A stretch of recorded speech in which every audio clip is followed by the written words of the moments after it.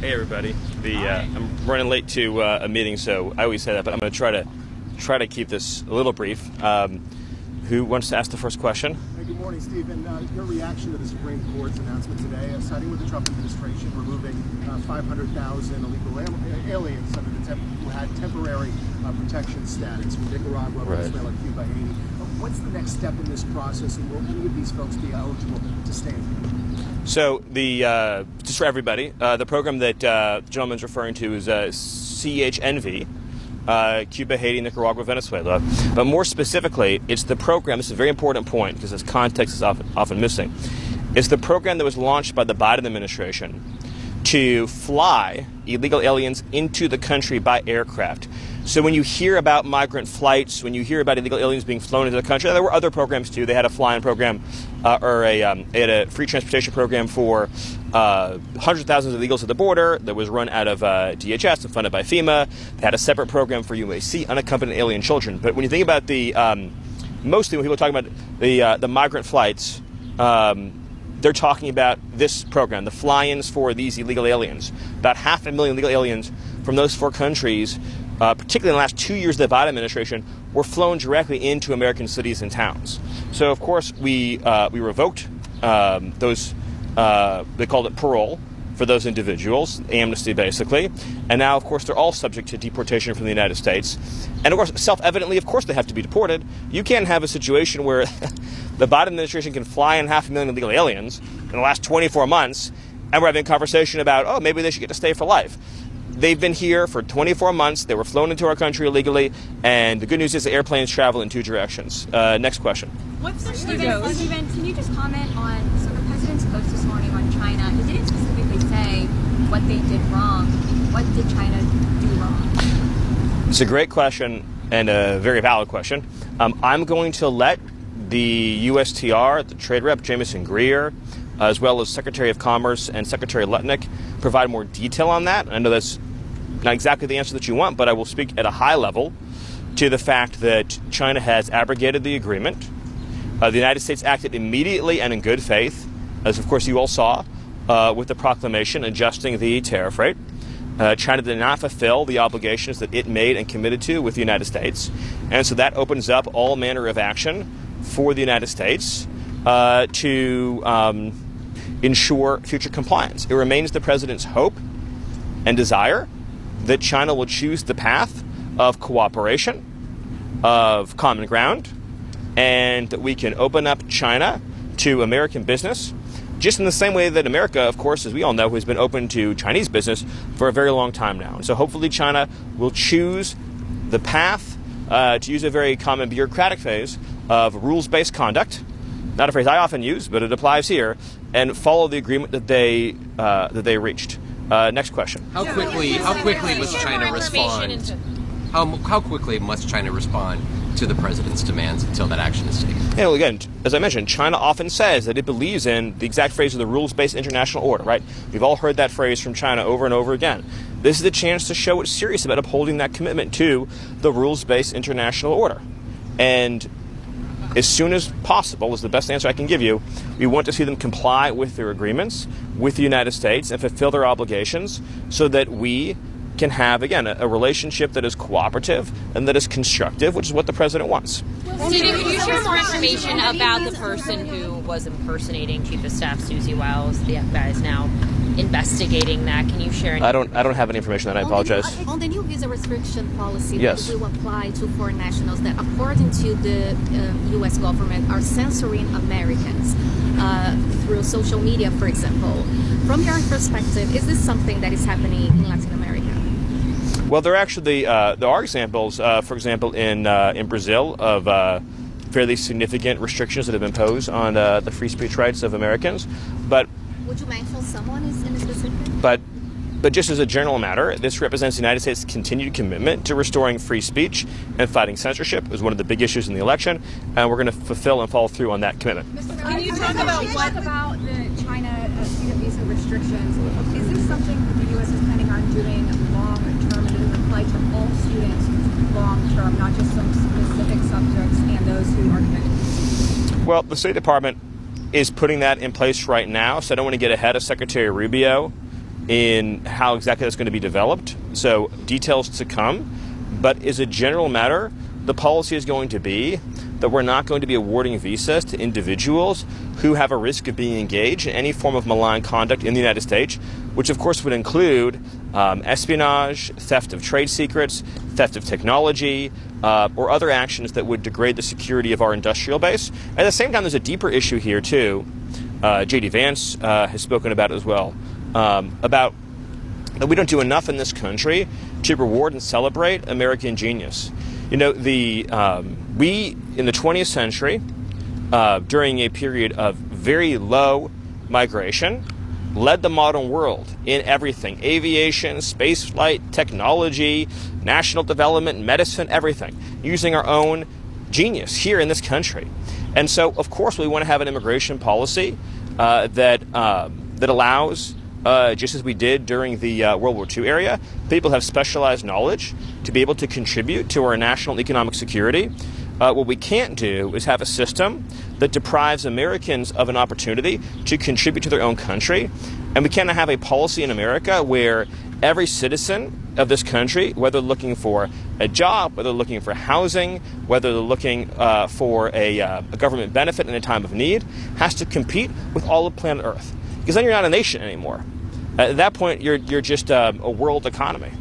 Steve, are you considering taking actions against other universities in addition to Harvard? What does that process look like? And have you been in touch with any of the other schools' leadership about what they need to do to avoid such repercussions? Well, so obviously Harvard has been engaged in the most pernicious conduct of any of the universities. They defied a lawful subpoena from DHS. They're engaged in a pattern and practice of invidious race-based discrimination, illegal gender and sex-based discrimination. They failed to comply with the Supreme Court ruling in Students for Fair Admissions. And that's just the beginning of the examples of Harvard's perfidy and unlawful conduct. But the administration is, as you know, looking back to our very first executive orders, is going through a compliance process with all of America's institutions of higher learning and K through 12 to ensure rigorous compliance with our nation's civil rights laws, in particular Title VI and VII and Title IX. So that's protections against racial discrimination and protections against sex-based discrimination. And so if a university, for example, is discriminating against white men, or is discriminating against Asians, or is discriminating against Indians, or is discriminating against people for being straight, or is discriminating against, say, a girl or a woman in the K through 12, and a woman in the collegiate context, for in sports or in access to private facilities, all of that conduct is unlawful, and all of it will have to be addressed with the appropriate remedy. Did this White House have concern about drug use by Elon Musk? The drugs that we're concerned about are the drugs pouring across the southern border. Next question. Are the negotiations still going on in courts? Well, as you know, we received an almost immediate stay from the Federal Court of Appeals, and the tariffs are fully in effect. Also, all nations know that the president has vast authority in the trade space given to him by Congress. I mean, these are laws that you all know well, Section 301, Section 232. There are numerous statutes that give the president authority to conduct trade, because trade is a core element of national security and foreign policy. It's why the Congress has given the president those authorities. So nations all around the world understand that they are required to continue these negotiations with the United States in order to avoid tariffs. And they all understand that. And would you talk about Elon Musk and his... Oh, sorry, behind you, yes. There's a question behind you. Yep, sorry. Just real quick, would you describe... he went like a little bit first, like 5 seconds. Yeah, sorry, go ahead.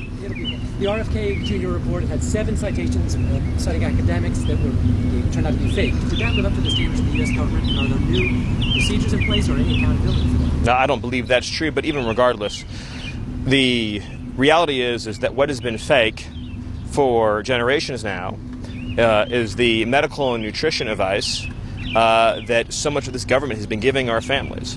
And, we saw, of course, during COVID with like fake rules about from the so-called experts about masking and social distancing and everything else, or pretending that there's the same risk profile for a healthy 4-year-old kid as an elderly and obese person. The Maha report is the most significant and important breakthrough moment in terms of prioritizing prevention, underlying health, answering and asking the right questions. Why are there such persistently high rates of pediatric cancer in this country? And why have they increased so significantly since 1970? Why are pediatric cancer rates so much higher in the developed world than the developing world? Why do you even have a concept called diseases of civilization? I think you've all heard that concept before, right? Where in the most developed countries, you have such high incidences of cancer, of immunological disorders, right? In other words, things like celiac disease, food allergies, eczema, psoriasis, gut disorders. You have so many quality of life disorders that can actually be crippling and debilitating, right? In other words, some of these disorders can completely degrade in the person's entire quality of life permanently with no known cures. They can treat these things with, like Crohn's disease, for example. They can treat these things with steroids. They can try to mitigate the symptoms, but there's no path out for millions of Americans. What is causing young babies in this country to have these crippling allergic reactions or immune systems that don't fire properly? They underreact to certain illnesses. They overreact to other illnesses. And we don't see these same things in the natural world and other primates. And so the report, which took just such extraordinary courage, and I'm so grateful to Bobby, in talking about the chemical load in our society, the chemical load that a child accrues from the day they're born, in terms of everything that they touch and interact with in the world, the complete denuding of our food supply, in other words, the eradication of all living things, all natural things from our food supply in the form of these ultra-processed foods, so that children are living a life where they're not having access to anything natural, they're not having access to anything that's healthy. Everything they do have is loaded up with insane amounts of sugar. For years, I still think it's the case. If you went to like a store and you looked at baby food, it's filled with sugar.